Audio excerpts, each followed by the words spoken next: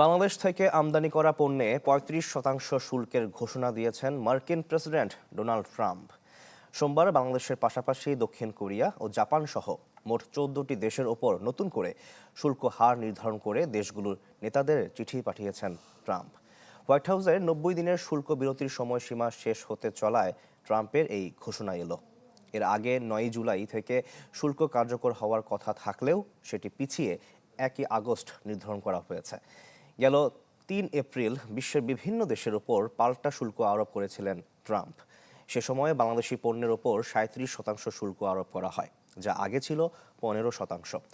নতুন ঘোষণায় দক্ষিণ কোরিয়া ও জাপান থেকে আমদানি করা পণ্যের ওপর ২৫%, মিয়ানমার ও লাওসের পণ্যে ৪০%, দক্ষিণ আফ্রিকার ওপর ৩০% এবং মালয়েশিয়ার তিউনিসের ওপর ২৫% শুল্ক আরোপ করা হয়েছে। শাইনি চুলে এখন হবে সব হেয়ারস্টাইল। সিল্কোর দ্বিগুণ শাইনি চুল প্রতিদিন।